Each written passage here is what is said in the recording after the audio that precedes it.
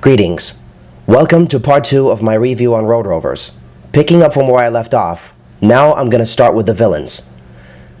Most of who I considered a joke since they barely did anything other than just show up looking all macho and menacing when in fact they needed henchmen to do all their work for them. Some of the lamest villains this show had include Captain Storm, Gustav Havok, and Donovan Bell. Captain Storm is a former Navy officer who was court-martialed for disobeying orders and who seeks personal revenge on the whole world. Gustav Havok is a power-hungry European dictator who wanted to gain possession of an ancient artifact that was said to prevent war by uniting two opposing fictional nations together. And probably the most laughable villain of them all is Donovan Bell, who abducted the owner of a minor character named Sport. Based on what I remember, Sport has only appeared in a single episode in the entire series, namely The Dog Who Knew Too Much. But as I digress, I have to give Captain Storm some credit, since he's had more than one appearance in the entire show out of the three. And during his second appearance in the episode Take Me to Your Leader, he came close to destroying the world. But of course, his plots were easily foiled and he was forever to remain in prison and locked away for life. Pathetic. But I mean, what the hell? I can't say that I blame him for at least trying to be a noteworthy villain. But for me, the most memorable bad guy in this series was General Parvo, who of course was the main antagonist of the show. He was the Rovers' most prominent adversary, and even though he's a pretty cowardly villain, Parvo has earned my respect for the most part. Because unlike those other lame excuses, this guy actually managed to give the Rovers a fair challenge, especially since he's had the most appearances and the most admirable goals and ambitions. General Parvo is a half-human, half-feline creature with a cybernetic arm and leg. His arm and leg have multiple functions, though we never see him actually use them, save for the part in Still a Few Bugs in the System, where he takes out a laser gun from his leg in a similar fashion to RoboCop. Anyway, out of all the villains in the show, I have to give most of the credit to Parvo, since he was the most prominent villains the Rovers have fought against. And of course, there's the Groomer, Parvo's loyal assistant who's kinda like Baroness from G.I. Joe. As Parvo's assistant, Groomer pretty much does whatever she's told to do and is unyieldingly loyal to her master. But it was only in Dawn of the Groomer where she became rebellious and went against Parvo's orders. Groomer has a huge fixation for cats, and in that same episode, she created a trio of cat creatures called Philomutants to do her bidding. Upon learning that Parvo was in fact part cat himself, she expressed that she found him appealing. In fact, Parvo and Groomer have sort of a love-hate relationship going on. And last but not least, we have the minor characters, most of who unfortunately have only appeared once in the entire show. However, some of the lesser characters have had more than one appearance, and besides Confusus, Sport, Persia, Oso, and the werewolves, I would like to take this time to talk about the rather neglected characters, who I believe deserved more attention and recognition as persistent and noteworthy competitors. In the first episode, we are introduced to the Kano mutant duo, Fluffy and Spot. Of course, Spot is the name I gave to the Dalmatian mutant, since his name was never given. Anyway, Fluffy and Spot were rather simple characters with a simple role. Though they were merely enslaved and brainwashed henchmen recruited by Parvo, they were the first enemies the Road Rovers have fought against. And not only that, but they were also the first to provide them with a decent challenge. But of course, their low level of intelligence enabled the Rovers to gain the upper hand and emerge victorious. But, because they managed to give the heroes a decent challenge, I praise and value these guys highly for this reason. As I stated in some of my DeviantArt submissions, Fluffy and Spot have had more than one appearance in the series. They have appeared in not just the first episode, Let's Hit the Road, but they have also appeared in Raining Cats and Dogs as well, though their screen time in that episode was rather short-lived in comparison to their debut appearance.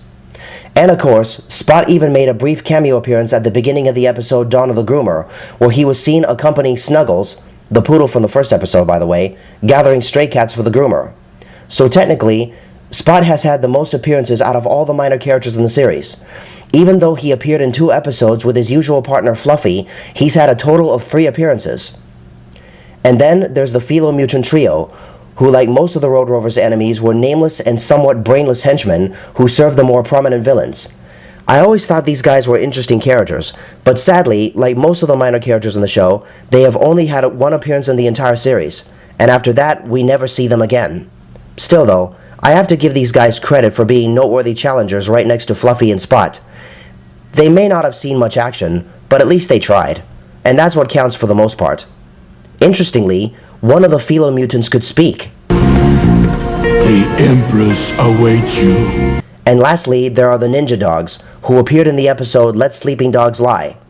Like most of Parvo's Kano mutants, the ninja dogs had no free will or conscience to act on their own, and they could only follow orders from their master. However, unlike most of Parvo's Kano mutants, the ninja dogs were formidable fighters who actually managed to give the Rovers a run for their money. In fact, I praise and value these guys highly for the challenge they gave the main stars of the show. In my point of view, that's saying a lot, because most of the bad guys the Road Rovers fought against were so ridiculously easy. I mean, I know this was supposed to be funny and comedic, but come on, even the Road Rovers deserve to be challenged. I'm not exactly sure which episode is my ultimate favorite, because as a longtime Road Rovers fan, I've enjoyed pretty much the entire series. However, like most fans, I have my favorites and my least favorites. I'm not going to spend too much time going in depth and detailing every episode, because I'm sure that the fans remember them well enough despite the years that have come and gone. Besides, if I talk about every single episode, I'll be doing this until next year. Anyway, my top favorite episodes from the series include the following: Let's Hit the Road, Storm Over the Pacific, Hair of the Dog That Bit You, Where Rovers Dare, Let Sleeping Dogs Lie, Hunter's Heroes, Dawn of the Groomer, Still a Few Bugs in the System, Golden Retrievers, and Raining Cats and Dogs. There are numerous reasons why these are some of my top favorite episodes, mainly for the plots, the humor, the action, and the character development. The majority of the series contains some adrenaline-flowing action scenes and chase scenes that really got the blood pumping, and let me tell you, I kept coming back for more. And also, I liked a lot of the jokes the show had as well. One joke I always liked was the dog license gag, which Hunter brought up in both Let Sleeping Dogs Lie and A Day in the Life. Sonic Rover is the fastest jet ever made. How come you get to fly it? I have a license. A pilot license?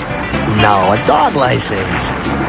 When did I get to drive? As soon as my license gets revoked. Your pilot's license? No, my dog license. You know, I think we've done this joke. But probably the most well-known and talked about gag was the tanks joke featured in Where Rovers Dare.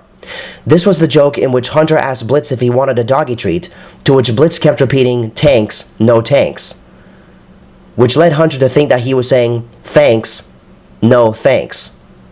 At first I didn't get the joke, but after repeated views I quickly caught on to it, and I can already say that that's one of the best and most priceless jokes in the entire show. Though I feel that my least favorite episodes have gotta be the last two, Take Me to Your Leader and A Day in the Life. Don't take this the wrong way. I don't hate the last two episodes, but I feel that they were rather unsatisfying. Take Me to Your Leader had its moments, but all in all, I felt that it wasn't all that great. One thing that did stand out for me was when the Brain made an unseen cameo at the very end of the episode. No, it is I who shall rule the world, yes! Many fans consider A Day in the Life to be the best episode in the series, but I beg to differ. Of course, before I continue, I just want to say that I'm aware that everybody has their own opinions, and I respect that. For me, however, A Day in the Life was an okay episode, but it was not a good way to end the series.